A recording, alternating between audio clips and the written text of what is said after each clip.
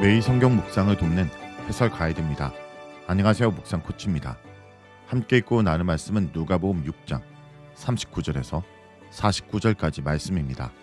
예수님의 평지 설교는 크게 두 부분으로 나뉩니다.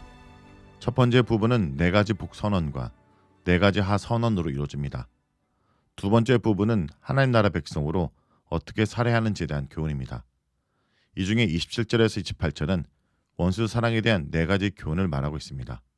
그리고 이제 39절에서 49절에는 한 가지 주제로 말하기는 쉽지 않지만 하나님 나라 백성의 삶에 대한 네 가지 교훈을 이야기하고 있습니다. 39절부터 읽겠습니다. 또 비유로 말씀하시되 맹인이 맹인을 인도할 수 있느냐? 둘이 다 구덩이에 빠지지 아니하겠느냐? 제자가 그 선생보다 높지 못하나 무릇 온전하게 된 자는 그 선생과 같으리라. 어찌하여 형제의 눈 속에 있는 티는 보고 내 눈에 있는 들보는 깨닫지 못하느냐? 너는 내 눈 속에 있는 들보를 보지 못하면서 어찌하여 형제에게 말하기를 형제여 나로 내 눈 속에 있는 티를 빼게 하라 할 수 있느냐? 외식하는 자여 먼저 내 눈 속에 있는 들보를 빼라. 그 후에야 내가 밝히 보고 형제의 눈 속에 있는 티를 빼리라. 못된 열매 맺는 좋은 나무가 없고 또 좋은 열매 맺는 못된 나무가 없느니라. 나무는 각각 그 열매로 하나니 가시나무에서 무화과를 또 찔레에서 포도를 따지 못하느니라. 선한 사람은 마음에 쌓은 선에서 선을 내고 악한 자는 그 쌓은 악에서 악을 내나니 이는 마음에 가득한 것을 입으로 말함이니라. 너희는 나를 불러 주여 주여 하면서도 어찌하여 내가 말하는 것을 행하지 아니하느냐? 내게 나와 내 말을 듣고 행하는 자마다 누구와 같은 것을 너에게 보이리라. 집을 짓되 깊이 파고 주추를 반석에 놓은 사람과 같으니 큰 물이 나서 탕류가 그 집에 부딪히되 잘 지었기 때문에 능히 요동하지 못하게 할 거니와 듣고 행하지 아니한 자는 주추 없이 흙 위에 집 지은 사람과 같으니 탕류가 부딪힘에 집이 곧 무너져 파괴됨이 심하니라 하시니라. 39절에서 40절은 맹인이 아니라 온전한 자가 되라 말합니다. 두 개의 질문을 가지고 예수님은 제자들에게 맹인이 아니라 예수님을 닮은 온전한 자가 되라고 권면하십니다. 영적으로 어두운 사람은 자신과 같은 다른 사람을 인도할 수 없습니다. 만약에 인도 안 되면 결국 둘 다 심각한 위험에 처하게 될 것입니다. 맹인은 영적 자만심 때문에 다른 사람을 비판하고 정죄하는 사람입니다. 자신의 부족을 알지 못하고 다른 사람의 부족을 비웃는 사람입니다. 이런 사람들끼리 가르치고 배운다면 결국 하나님의 심판을 면치 못할 것입니다. 이런 의미에서 이 구절은 37절에서 38절과도 연결되고 41절에서 42절과도 연결됩니다. 두 부분 다 영적 자만심으로 다른 사람을 비판하는 것을 경계하고 있기 때문입니다. 자기로 가득 차서 다른 사람을 비판하고 정죄하는 사람을 따라가지 말아야 합니다. 또한 비판과 정죄의 정신으로 다른 사람을 가르치는 것을 피해야 합니다. 그러므로 영적 어둠과 자만심에 벗어나기 위해서는 영적으로 깨어있는 온전한 선생을 만나야 합니다. 제자는 선생보다 높지 못합니다. 그는 선생을 따라하며 배우는 자입니다. 제자의 최고의 목표는 선생을 넘어서는 것이 아니라 선생을 닮는 것입니다. 온전한 선생이신 예수님을 닮는 것입니다. 온전하게 되다라는 문맥에서 다른 사람의 허물을 덮어주고 용서하고 그에게 친절한 것입니다. 예수님은 원수를 사랑하시면서 용서와 친절의 본을 보여주셨습니다. 그렇다면 어떻게 예수님처럼 온전하게 될 수 있을까요? 베드로는 하나님께서 그의 백성을 온전하게 만드신다고 고백합니다. 헤브리서 기자도 하나님께서 그의 수신자들을 온전하게 하시길 기도합니다. 그러나 이것은 또한 사람이 힘써야 할 부분입니다. 따라서 한 사람이 예수님을 닮아 온전하게 되는 것은 하나님의 은혜이면서 동시에 사람의 노력이 있어야 합니다. 하나님의 은혜로 우리는 다른 사람을 비판하는 것이 아니라 용서하고 격려하는 사람이 될 수 있습니다. 동시에 나의 자만과 영적 무지를 하나님께 고백하며 결단하는 것이 필요합니다. 41절에서 42절은 내 눈에 있는 들보를 빼라 입니다. 들보와 티를 사용하여 자신의 죄와 다른 사람의 잘못을 비교, 대조하고 있습니다. 본인에게는 굉장히 큰 죄가 있음에도 불구하고 다른 사람의 사소한 잘못에 민감한 사람의 행태를 예수님이 지적하십니다.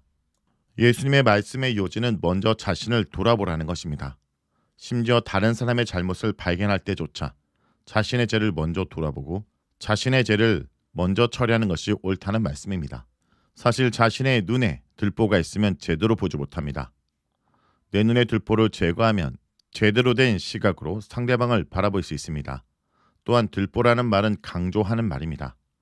아주 작은 티도 내 눈에 들어오면 눈동자 바로 앞에 있기 때문에 굉장히 커 보입니다. 즉 들보처럼 크게 되는 것입니다. 이는 아무리 작은 죄라도 그것이 나의 관점을 오염시키면 굉장히 큰 영향을 끼치게 된다는 말입니다. 그러므로 나에게 있는 아무리 작은 죄라도 이것을 먼저 처리하는 것이 우선돼야 합니다. 함부로 남을 비판하기 전에 우선 나를 먼저 돌아봐야 합니다. 외식하는 자라는 표현은 누가복음에서 이 구절 외에 2번 더 등장합니다. 예수님은 천지의 기상을 잘 분간하면서 이 시대를 영적으로 분간하지 못하는 자들을 향하여 외식하는 자들이라 하십니다. 또한 예수님이 안식일에 병을 고치시는 것을 보고 비판하는 해당장과 유대인들에게 외식하는 자들이라 하십니다.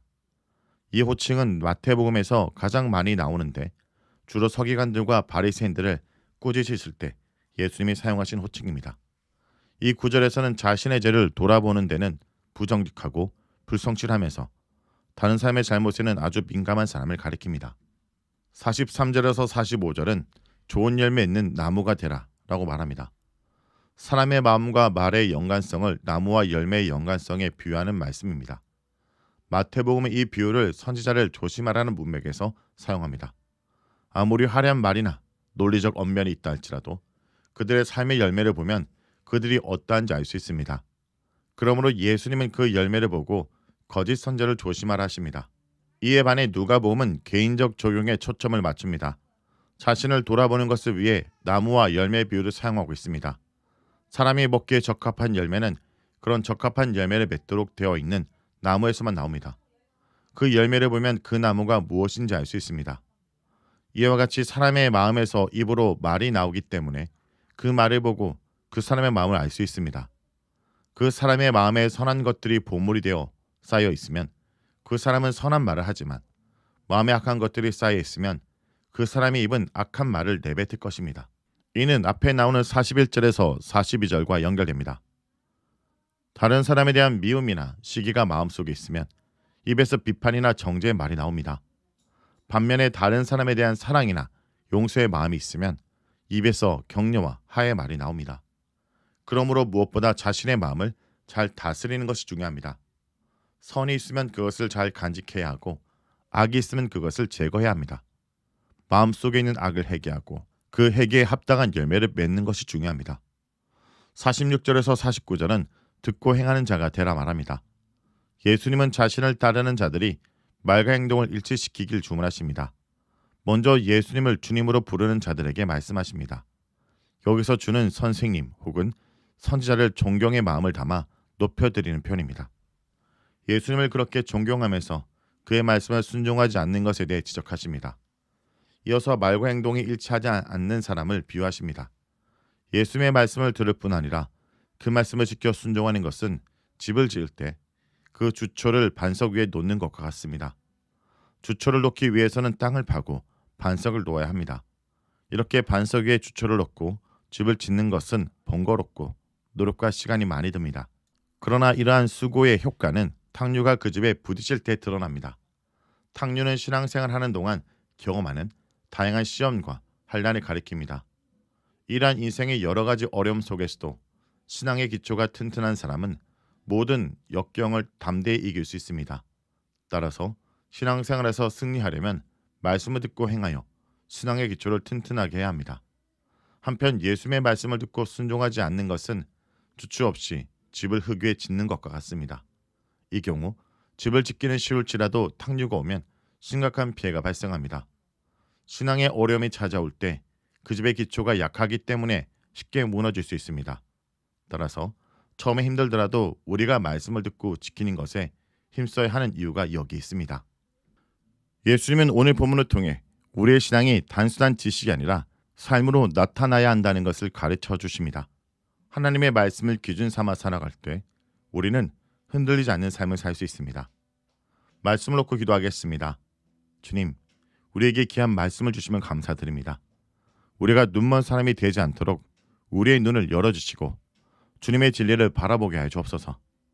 우리의 마음이 성령으로 변화되어 선한 열매를 맺게 하시고 우리의 삶이 예수님의 말씀 위에 세워지도록 도와주세요. 어려운 상황 속에서도 주님의 뜻을 따라 살아가게 하시고 우리의 믿음이 단순한 지식이 아니라 행동으로 나타나게 하여 주옵소서. 예수님의 이름으로 기도합니다. 아멘.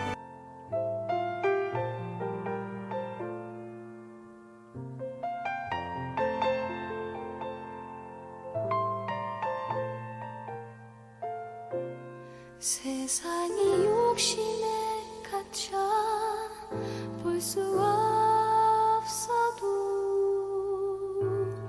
나는 그의 안에서 보내.